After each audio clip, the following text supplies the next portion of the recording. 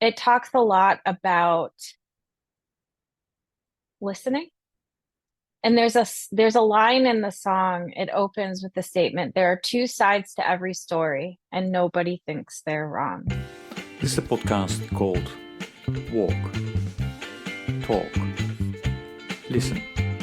An attempt to connect people and make this world a bit better by sharing opinions and experiences based on the belief that everyone's perspective is true, albeit partial. My name is Maurice Blom, and I would like to welcome you to yet another episode of Walk, Talk, Listen.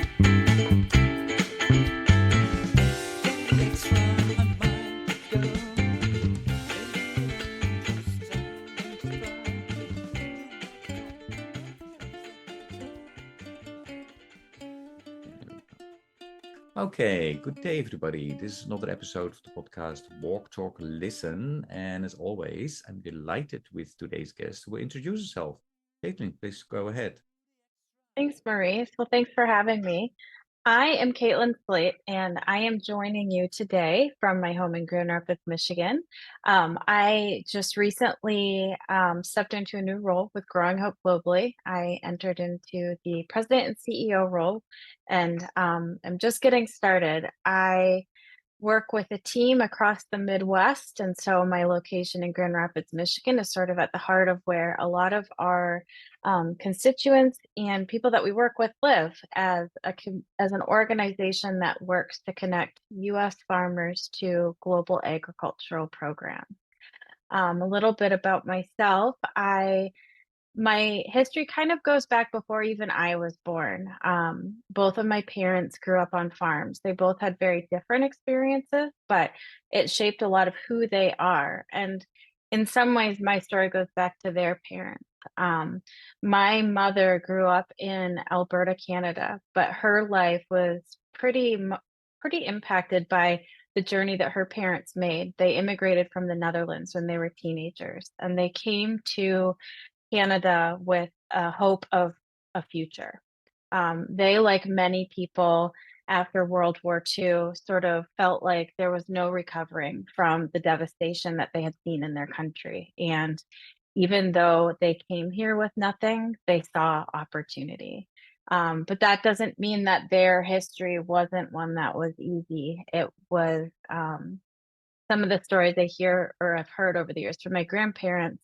They, like many newcomers to a new country, really had to overcome a lot of things. They didn't know the language, they didn't know the culture, and they came with nothing but their ability to work and try to make something for themselves. And so the testament of my grandparents then collectively building a feedlot from nothing, um, starting with just feeding other people's cattle to then owning many of the cattle and feeding them, and it being a production that then eventually they sold, is just really inspiring. And I think it instilled within my life a understanding of hard work, but also my grandparents were never ones to take credit for all of the blessings that they had. They knew that they were supported along the way from people that gave them a chance, and also credited the Lord to providing. My dad similarly grew up on a farm, and his was in rural Minnesota, where a lot of our farmers of Growing Hope also reside. It's really rich farmland out there. And he talks about growing up and being in the soybean rows. And they had soybeans, corn, and sugar beets, like many other farmers out in Minnesota. Um, Both of my parents left farming life to go to college. My mom went to become a nurse, and my dad left the farm in Minnesota to go to college to become a minister. And so my story began after my dad graduated from seminary. They had two young children and a third on the way, and they made the commitment to then go overseas. And so I was actually born in Nigeria, where my parents were serving as missionaries. And that was foundational for who I am today, because while I was still a baby when I left, I had a hard time understanding growing up why my skin color was the color that it was, why my family lived where we did. Because in my young child mind, I just assumed that since I was born in Africa, I would embody African Mm, characteristics. You don't understand where children come from, right? yeah. And so my parents would say, "Well, you're our child." That's sort of what determines these things in life. But um, I've sort of reconciled with that my whole life, not from the physicality piece anymore. Obviously, I understand that, but um, the opportunities that I've been given just by way of to whom I was born, and even though I was born in Africa, I was born to people that were tied to North America and the opportunities and the abundance that's there. And that has sort of carried me through life with recognizing that um, a lot of the things that we take for granted, especially in this Western culture, Europe, and North America, is not a given elsewhere. And with that comes a lot of, we should recognize our privilege and responsibility. Um, we live in a culture of abundance, but that is not consistent across the world. And Mm, so my motivation, especially as I've become a mother, is seeing the privilege that even my children have, and the desire to instill in them the awareness of what they've been given, and then the duty that we have to then give unto others and to share that. I struggle with the term, I deserve this or they don't deserve that. No one deserves or doesn't deserve anything. Unfortunately, we're in a world where there is great um, inconsistency among resources, and it is up to us in our own will to do something about that. mm. And so that's really what motivates me, and I do think that it started with just where my parents came from, seeing the challenges that they've had, the selfless life that they've lived, and the values that they instilled within me. Mm. Yeah. No, thanks for sharing that, Caitlin. A couple of quick questions though. Is so you had two siblings? Your Yes. okay. And Yeah. so how old were you when you then left Nigeria? So I was not even yet a year old. Okay. My parents had planned to stay for a longer period of time, but my mother had a pretty significant health crisis Mm, shortly after I was born. And at the time, it was just advised by both the agency my dad was working with, as well as the medical team that was there, that my mother should return to North America. And mm, so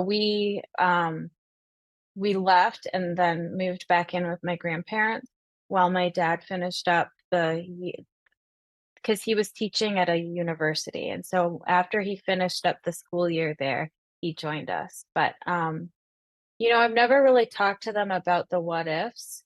Like, what if that hadn't happened? What was their plan as far as our future there? Sometimes, yeah, it's hard to live in the what ifs though, but it's interesting that just that very short period of life for me, and one that I have no memory of, mm-hmm. still impacted me in all that I've done. And I think some of it is just, like I said, the values that my parents embody and the actions that they took, living by example Mm-hmm. too. And So, and when you were explaining to us, in terms of, the way um, the work and how your grandparents lived and then your parents informed, who you are today, can you come up with a specific moment in your life where you realized, listening to the story? How old were you? Or is there not such a moment? It's more a gradual thing that happened. like, of understanding my grandparents' Yeah, journey from the yes, yeah, Netherlands. yeah. So it's always been very rich within my understanding of my grandparents.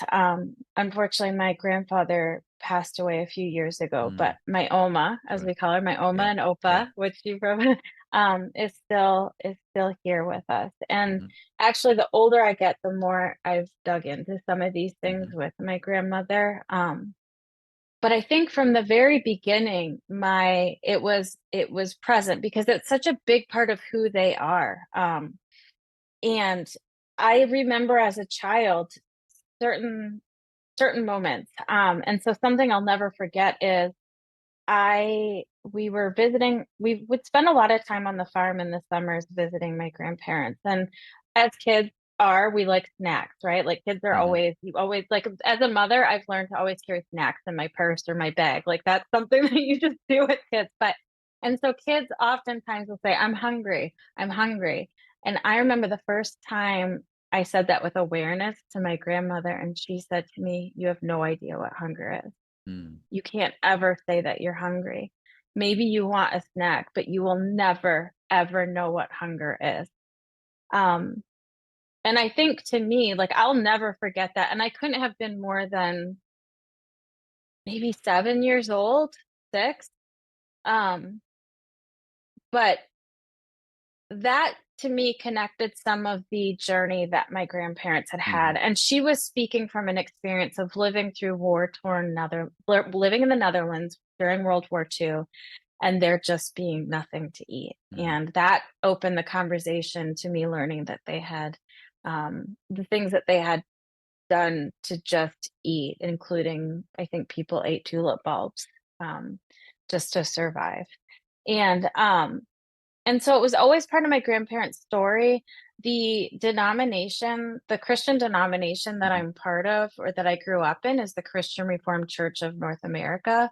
And that is one that is a large Dutch community. There are Hmm. many Dutch immigrants. And so in some ways it was a cultural norm within the circles I grew up in as well to have family grandparents that had immigrated. But over the years, I've heard more from my grandmother, and as a young girl, the things that she did to help support her family, and the opportunities or lack of opportunities, and what that looked like, and how that shaped who she was and who she became.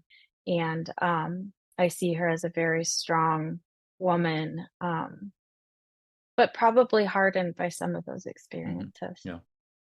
No, and your grandma saying you are not experiencing hunger. Something that I also heard when I grew up. Both my parents were Yeah. in Indonesia in a camp during Second World War, but I don't know how that translates well. But my mom would say, "No, you're not hungry, but you are longing for something." Yeah, that's a Um, good way of putting it. Yeah. yeah. Um,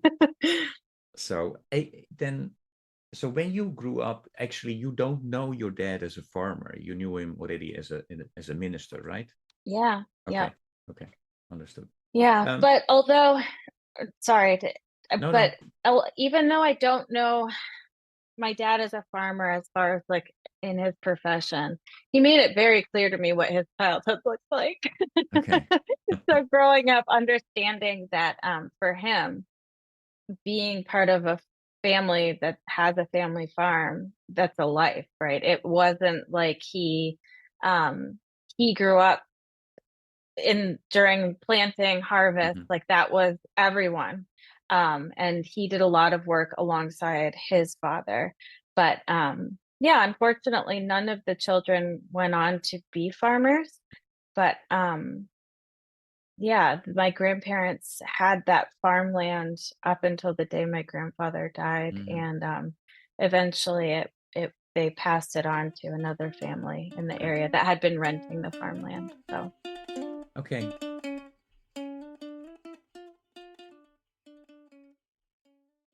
Tell us about, you know, what ultimately made you decide to study, the study that you did, and was that similar to your siblings?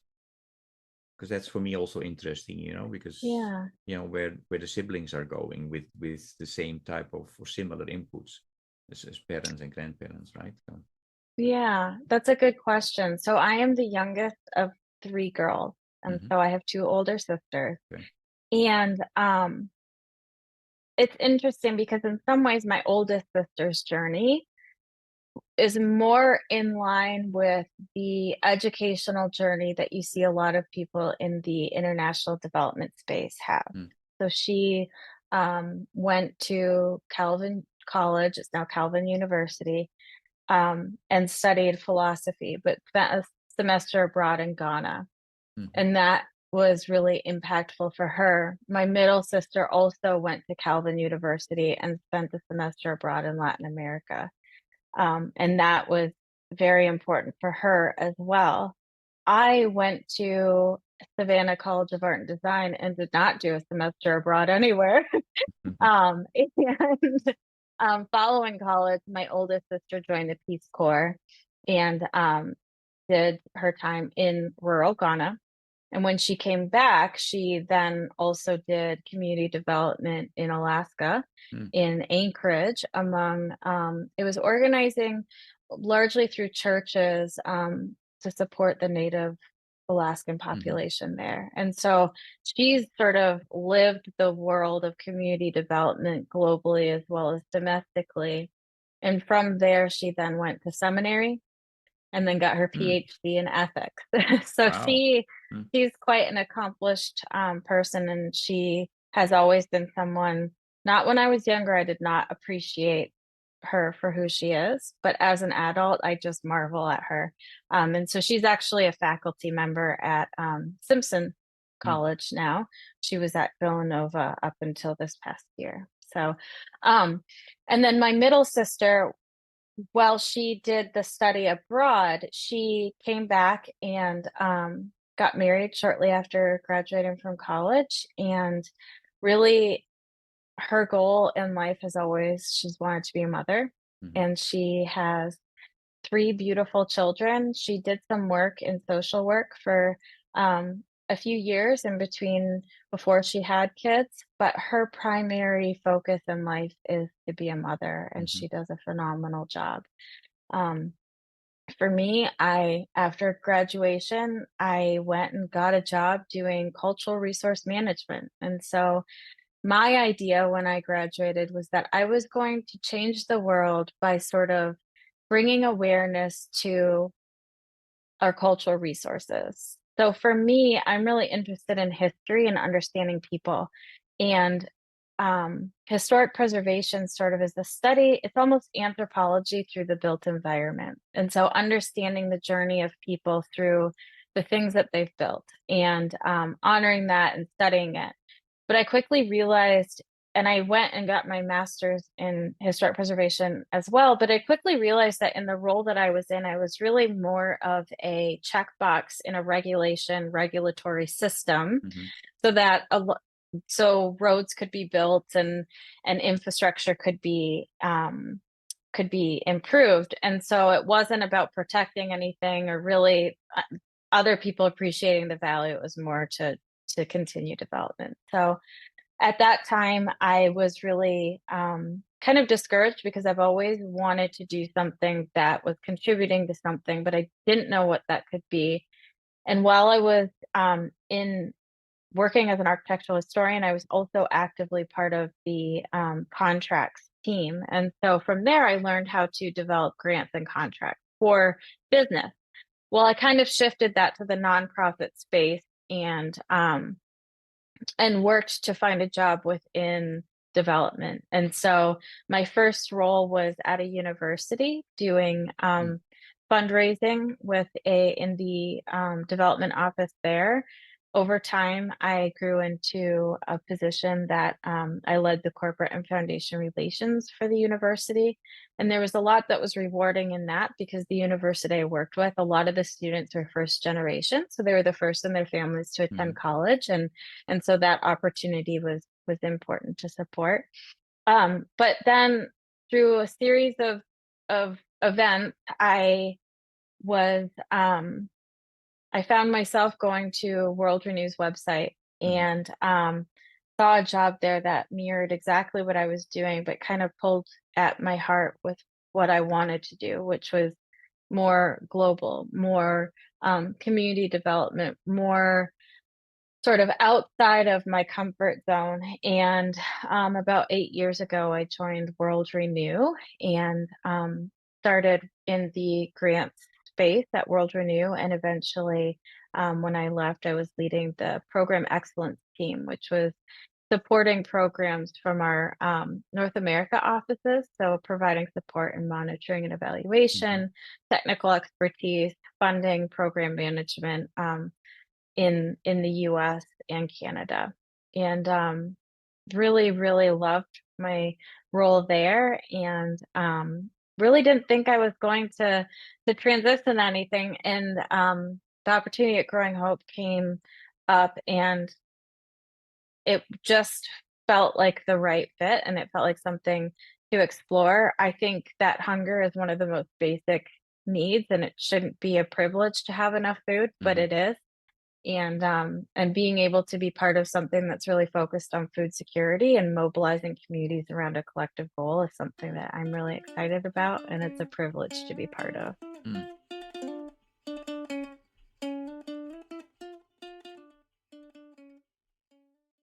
Great, great. Um, Actually, I would like to piggyback on the hunger, but before I ask you the question around that, I'm just I'd like to inform or remind the listeners that I did another podcast with the previous CEO and president of Growing Hope. So if you want, there we talked at length about the history of Growing Hope, etc. So if you want to know about Growing Hope, go there or go to the website. So today with Kaitlyn, I would like to talk about hunger. So that's a quick question after this, and then later also about your vision about where this organization should go. So my question around hunger is because that this podcast is a spin-off of a 100-mile walk Mhm. that I've been doing since 2012, and then during COVID I was not able to be, I had to walk alone. So I thought, okay, how can I still talk with folks? And then this podcast got a little bit out of hand. We have more than 200 episodes on different topics, but anyway, so my question to you is and I think that's why I said hunger. I think it is hunger, but if you would be asked to walk 100 miles in a week, so that means 15 to 20 miles per day in 5 to 7 days, for which cause would you do that, and why? It would be hunger. So I know that's not original. It speaks to the heart of where you're coming from, but I mean, hunger in all of its forms. And I think Mhm. that it's interesting and really important to point out the dichotomy that exists and is Mhm. growing, where it's really malnutrition. And you can have what we're seeing is an increase in children that may look healthy, but they're not getting the nutrition that they need. And they're still then faced with the cruel effects of malnutrition, which can be devastating to a child's brain growth. It can impact their entire lives. Um, but and I think part of that is sort of this understanding of yeah, it's it's not as simple as if it was a if it was a simple problem, it would have a simple solution. And unfortunately, like a lot of things in life, it's a complex problem with complex solutions.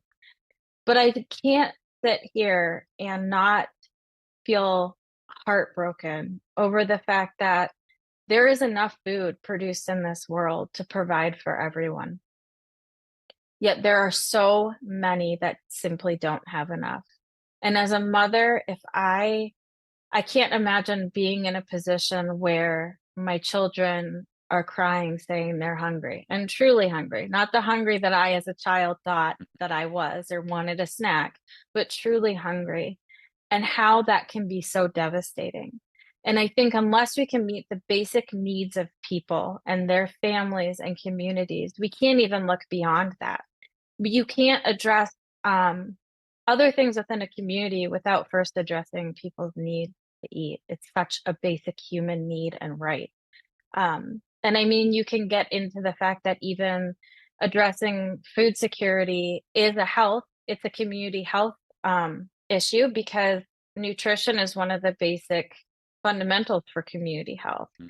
Um, and so I think that it's just so important, and it's just mind-boggling that it isn't a right, but it's a privilege in the world that we live in today.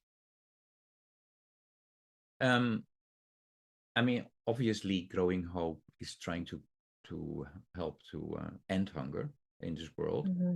Mhm. Although I referred the listeners to the another episode with Max Finberg. Mhm. Could I still ask you maybe to in one or two sentences to remind us what Growing Hope is to do, and then what you hope to achieve as the new with your team, with everybody that's Mhm. involved, as the new leader of this organization. Yeah, so it's a privilege to be part of Growing Hope, and what Growing Hope was a solution that was birthed out of a grassroots energy around two people and their community wanting to do something to address global hunger.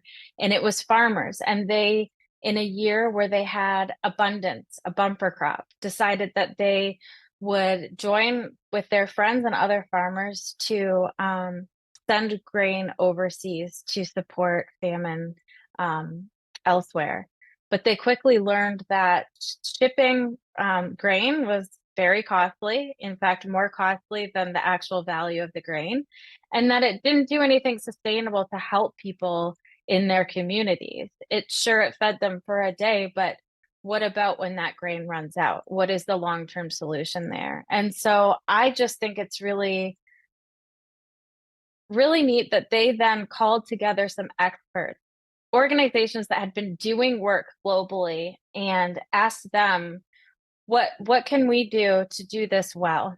And in that became sort of a network of organizations that Growing Hope works with, that implement agricultural programs overseas in communities. But what we do is we link the grassroots energy of those farmers in the US to take part of their harvest, to donate the proceeds from that harvest to support growing projects overseas. And the beautiful thing about it is it's usually not just two farmers or a farmer. It becomes this thing that a farmer donates their land, a company donates the seeds, another farmer agrees to harvest the grain or the corn, and a church then does a community fundraiser. It becomes this thing that collectively they're able to do so Mm. much more than one individually, which is sort of the basis of of how we approach community development internationally too. It's all about collective action and seeing a vision for the community that will serve not them but their neighbors and their children. And I think that the parallels are really neat, and it also reinforces the fact that we are all the same. We Mm. were all created in the image of God.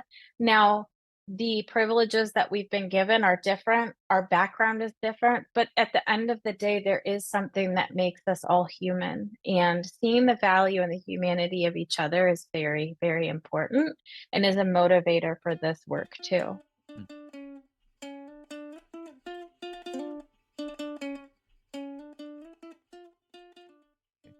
And that's great. And yes, I'm biased because I'm part of the board, but I really think Growing Hope is doing important work. What do you hope to start contributing as the new CEO president? Yeah, and so a full disclosure, I am almost 2 months into Hmm. my role. A big part of what I've been doing is listening and learning. And so I Hmm. love the walk, talk, listen, because there's so much value in listening. But I do see tremendous opportunity. I think that there's um, a lot of energy around within our rural communities. And as I've spoken to some of the farmers that have been part of our programs for years, they talk about this video that Growing Hope did at one time that said, "It's my turn." And that was very pivotal for them as they began their journey. And so I think I have not seen this video yet. I haven't found it. It may be buried somewhere, but it's all about sort of understanding that we all have something to give, and maybe it's our turn. Maybe it wasn't 10 years ago, but maybe now is the moment. And so I really want to use my time at Growing Hope to sort of invigorate that idea, to give others the opportunity to participate. And I don't know what that looks like yet, but we've talked a lot as a team about expanding into new markets while staying core to our DNA, who we are. And that is this farmer to farmer relationship. But the reality is there's fewer and fewer family farmers in the US. There's more agribusiness. It's a tough life being a farmer. And so how can we still honor that person to person connection, mobilize around food security, but also be able to support that work? And so I think there's also something to be said about the migration crisis, noting that irregular migration is something that has been challenging for the US, but regular migration is very important. Many farmers rely on migrant workers to be able to fulfill the needs of their farm. And so, is there a human connection as far as leveraging the farmers that are coming from many of the communities that we're working within, especially in Latin America, that may temporarily work in US farms? And what does that look like? How can we support that and the story and food security within their own communities while recognizing that that's a reality and also not necessarily a bad thing if it and so I think that there's something to explore there. But and this isn't a political stance. It's simply just when you think about farmers in all walks of life and the pieces to what it means to be a farmer, that's a component to consider. Mm. And when I'm listening to you, connecting, the different challenges that we have on Earth at the moment, and you being so passionate about hunger, do you see Growing Hope also trying to address ending hunger in the US, which is a different proportions, but it's also here, as you know? Yeah, I think this is tough because while I personally am passionate about ending hunger, and that means domestically and globally, Mhm. there's many organizations that do a really good job at addressing domestic hunger. And I think that core to who we are is this sort of global connection. And so, well, it's not that we don't value or honor the needs that exist locally. We have a network of organizations that do really good work internationally, and we don't necessarily have the same connection domestically. And I think it's hard when the needs are so great, right? Like it's really hard to be in a position where there's so many needs and it can be overwhelming. And how do you like really make a dent in something? And so I think some of that is focus, and we know who we are, and who we are is related to global hunger. But it's interesting because many of the growing projects that I've spoken with and at Growing Hope globally, the way that a lot of the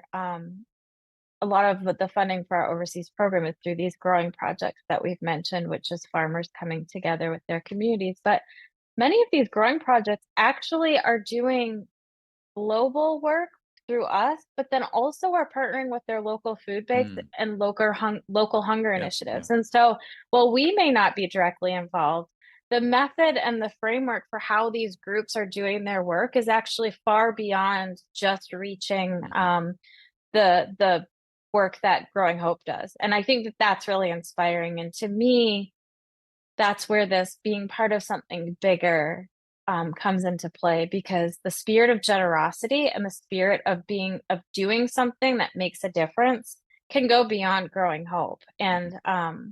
And so that's been inspiring too. So we may not be directly involved, but many of the people that we work with are impacting local hunger too. Um, I would like to and what I really appreciate is you um, going back to the history of Growing Hope, and then that realization of the farmers who started this, that you know shipping grain, is not a sustainable solution. And you need to go look at the root causes, and then also a lot of things are related. So you mentioned hunger and malnutrition is a complex problem. At the same time, I think it's doable. It's about the willingness and political will and willingness to change systems, etc. I think the world has made a step forward when it decided that we need to make our world more sustainable. And as you know, the Sustainable Development Goals were developed. They are not perfect, far from. But I always ask my guests, what do you would like the listeners to know about the Sustainable Development Goals? Yeah, and so this may not be surprising, but the one that I'm particularly interested in is SDG 2, which is zero hunger. And now at its core, it's beyond just zero hunger. It gets into the malnutrition and the sustainable systems for creating solutions. But I think that it's important to note that, like many of the goals, unfortunately, we are really far behind, and we are in no position to actually meet that target by 2030. In fact, if you look at the dashboards for zero hunger for SDG 2, not a single country is on track of reaching it. And the vast majority of countries are either stagnant or going in the wrong direction.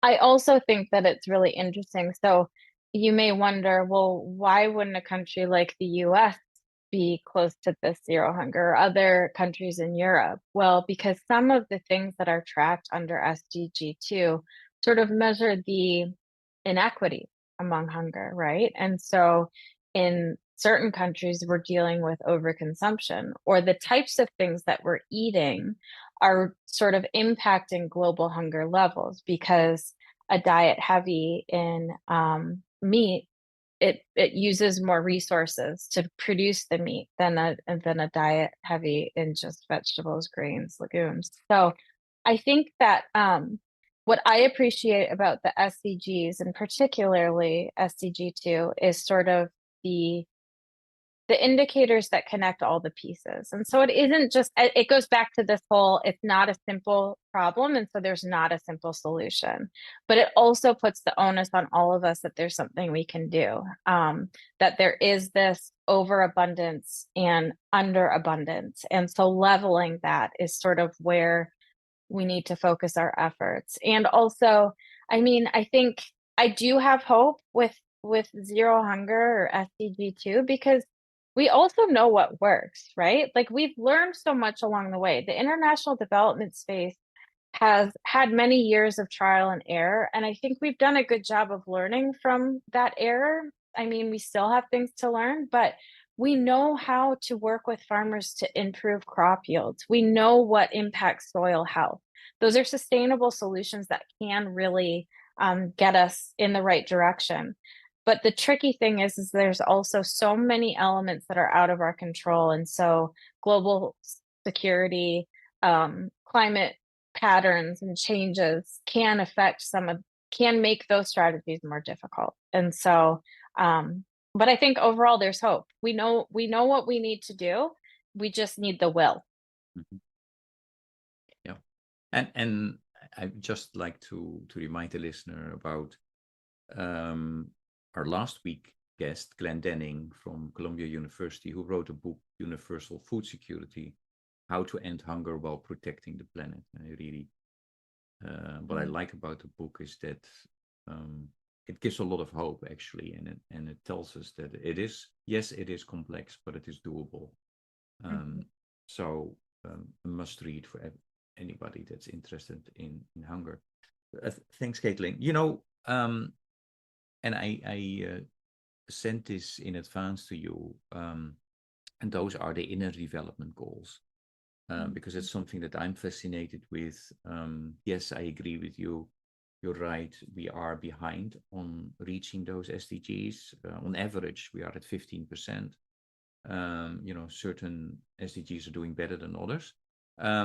but what we are looking at is system changes and process changes, and a growing group of people around the world is saying, so that's all important, but what we have forgotten is to pay attention to the abilities, skills, and knowledge that you need as an individual and as a community. So to make a long story short, they came up with 5 inner development goals: being, thinking, relating, collaborating, and acting. And then under that, there are 23 skills, and maybe some more skills will be even developed. Because last year I understood, forgiveness is not part of that skill, and that might be an important one, right? Mhm. As faith-based organizations should be about as well, I think. Anyway, so I know that you've tried to check them out. So what are your initial thoughts about these inner development goals? Yeah, so thank you for sharing those with me. I had not heard of them before, and I think they're brilliant because I think it goes back to what we were talking about, this will, right? Maybe we've done the research and we know what works, but that doesn't change sort of our human default behavior, right? And I think one of the things that I really noticed coming out of that, and I mean, the collaboration piece speaks to it, but even beyond that, we live in this scarcity mindset so often as organizations working to address these goals. There's never enough, there are never enough resources, there's never enough money, there's never enough to do all that we want to do, right? And some of that is just because the needs are so big and there's so many things that it can be overwhelming. But what if we just walked away from that scarcity mindset and realize that together we're better, right? Maybe there are ways that we can support each other or recognize that we're all in this work together. Um, we all have the same goal. We've all learned the same things along the way, or we've learned from each other. And wouldn't we be in a better place if we could just harness that collective power and not worry about, if I give this to you, what am I losing or what am I giving up? And instead seeing that as you're contributing to something better. And so, you know, it goes back to seeing the value in all people, the humanity in all of us, and not letting these things get in the way of trying to accomplish these big goals that are really important. And it shouldn't be a competition. It should be something that we're in together. And so I just think that it's that mindset shift, it's that will, it's the fuzzy stuff beneath the really Mhm. the measurable things. You can't really measure how collaborative someone is. Like, sure, you could try to put some indicators there, but really it is actions and behavior. And I think I hope that more people kind of get on board with that and recognize that that may be some of the missing piece there. Just Mhm. this ability to collaborate and be in this together. No, I really like that you're mentioning collaborating, relating, you know, showing empathy.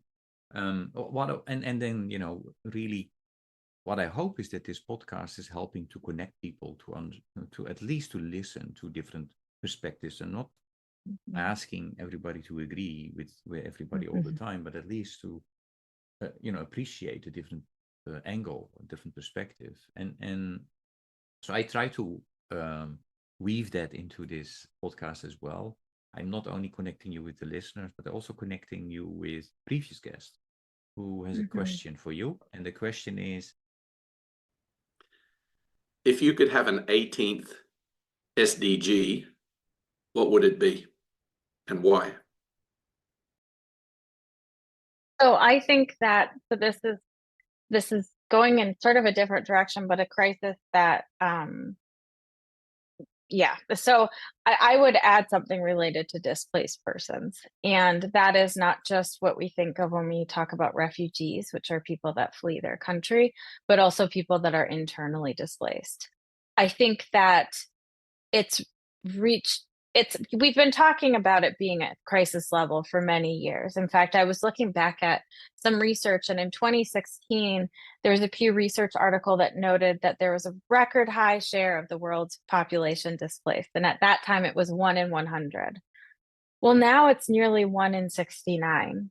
we're going in a direction that is getting worse, not better. And I mean, and this is related to political instability, um, climatic crisis, a number of things that we maybe don't have control of. But what that does is if we're not paying attention to people that are displaced and how that interrupts other things, I think that we're being a little short-sighted. I mean, you look at the war in Ukraine and the displacement of people within and outside of Ukraine and how that disrupted grain production, and that impacted food security globally.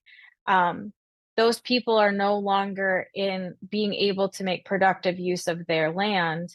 And now they're in areas where maybe there is fewer resources to share among more. And so unless we can pay attention or do something that highlights the need to address the displacement crisis, I think it's going to make reaching all of the SDGs all that more difficult because it's so intertwined. And I know peace and security kind of gets into it with the, trying to have institutions that support peaceful we're peace building, right? And so ideally that makes political conflicts less, but that doesn't mean that there still isn't a crisis that we should pay attention to and figure out ways to support these people in the place that they are. Yeah. No, and I really appreciate you mentioning this. And I think a lot of my colleagues would be jumping up and down if there would be an 18th focusing on displacement. And what we have been trying to do is CWS, actually my organization, working a lot around refugees, asylum seeking, resettlement, internally displacement, is to incorporate it in the discussions around those 17 development goals. Because, just for the listeners, is that, the SDGs are supposed to be, coordinated by the country itself. And so within their plans, they often don't include, internally displacement or people, who moved into the country as part of the national plans.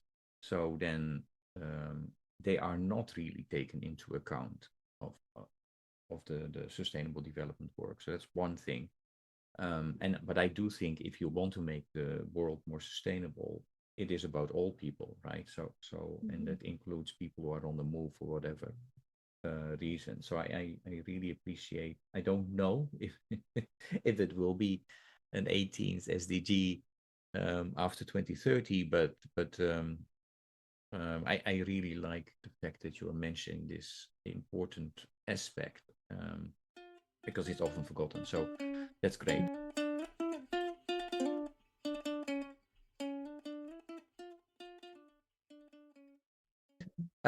Okay, your question for the next guest. Yeah, so staying on the theme of sustainable development goals, I thought it would be really interesting to hear a perspective of if you could magically, or maybe by divine intervention of our divine creator, choose one SDG whose target would be met overnight, which one would it be? Because it kind of begs the question of, would one impact the others, or you could look at it from a systems perspective, or maybe simply you just want to reach one goal. I'd be curious to hear from someone. Yeah, if there was one SDG to meet the target overnight, which one would it be? Very interesting question. I'm excited because I know who the next guest is, and I'm not going to tell you or the listeners yet. But, that's great. Music is very important to me, so I always have a question about music as well. So if I ask you to come up with a piece of music or a song that best embodies who you for a big part are, which song or piece of music would that be and why? Yeah, so I would choose the song Don't Believe Them by Lauren Daigle. It talks a lot about listening. And there's a line in the song, it opens with the statement, there are two sides to every story and nobody thinks they're wrong. And it sort of goes back to the whole premise of your podcast that everybody has wisdom, but it may be partial, right? Mhm, Like we all mhm, have some understanding, but we're enriched by the understanding of others and by listening to others. And I mhm, think for me, it's been such an important part of who I am and how I operate and how I want to carry on through the world with a posture of listening and to have some of those tough conversations. Because I think it's through that that you learn and you grow and you understand. And like I said before, you see the humanity in people. And it's so easy to just avoid subjects or to not talk about something mhm. like, oh, I don't talk about politics or I don't talk about religion. But how are we ever supposed to learn or become more understanding of each other's views unless we can have those conversations? And so I think it's important for me, but it's also very important for the troubling polarization that I Mm. see in our society today. That we just need to listen a little bit more and have a posture of maybe they're right too. I don't have to be wrong for them to be right. We can both be right. Mhm. And I think that that's important.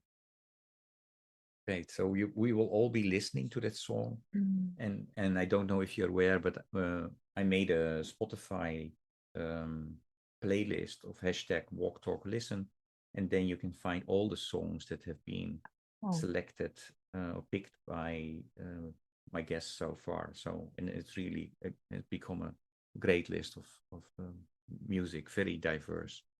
Um, Mm. I don't know if this is still going on, but at least I know he used to do this, and that's Steve Hartman of CBS in the US. He examined the art of kindness, or one simple act of kindness, how it creates possibly a ripple effect. Very interesting stories and short videos, relatively short videos. So my question to you is, what are your thoughts about one simple act of kindness and its potential to create a ripple effect? Um, yeah, answer that first if you want, and then I have a follow-up question. I mean, I think that there's so much validity to it, right? Mm, Like we as human beings are often it's like we if we're encouraged in a certain way, sometimes that encourages us to behave in a certain way. If we see someone doing something and they're able to do it, we're more likely to do it. And so I love the premise of it that a simple act of kindness can then multiply, right? You do one act to me and I go on and do two acts to the next person and so on. And yeah, I think what I think is really neat about it too is it doesn't have to be this big, bold thing, right? An act of kindness can be very simple, but it can be so life-changing to people. Or it could be in that moment when someone was in a space where you don't even know that what you did had that much of an impact, but it did because of where they were and where you were. And so I think it's important just in life as you're carrying on of understanding that everyone is multidimensional. We all have so many parts to us, and we also have stories that you can't see. And so maybe I'm going through something or struggling with something that doesn't show up in the person that I am today or in an interaction, but it may be something that through a simple act of kindness you're addressing that piece in me that's hurting. And so I think it brings to light sort of the idea of like you can't judge someone just from the outside or giving grace to people, knowing that there is so much to each of us that you don't see from a simple interaction, and that actions can be then very powerful. So, if I ask you to come up this week with one simple act of kindness, what would you do?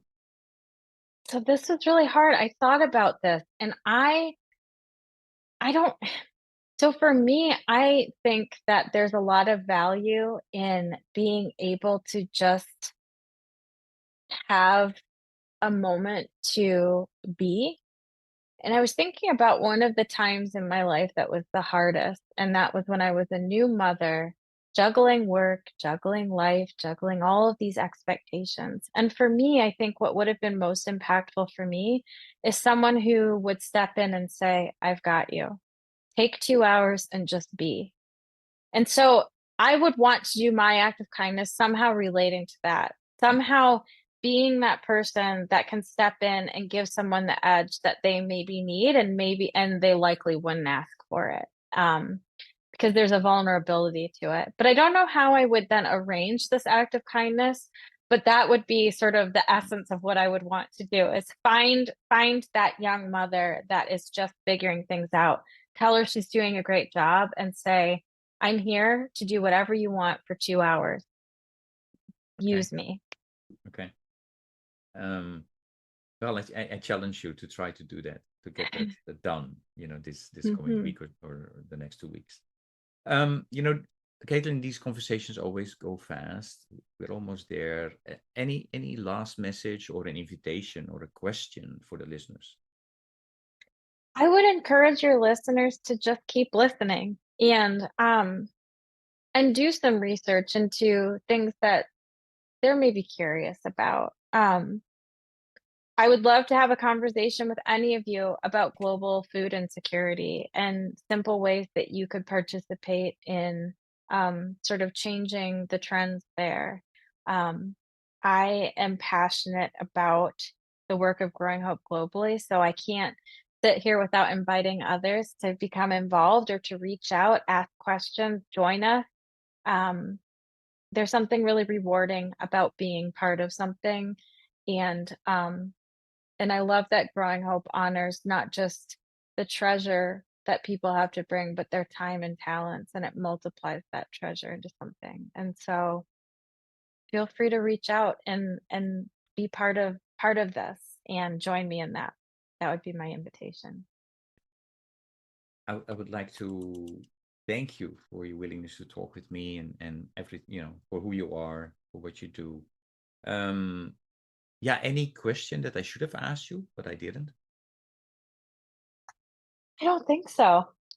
I don't think so. Okay. Well, thank you then. And I know you will continue to do great. It's a wonderful organization. Yes, I'm biased, but it's just the Mhm. truth from my perspective. Yeah, all the best. Thank you.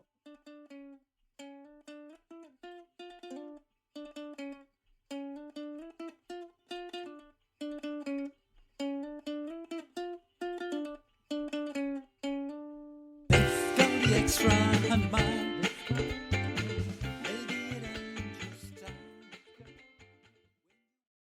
Thank you for listening to Walk, Talk, Listen.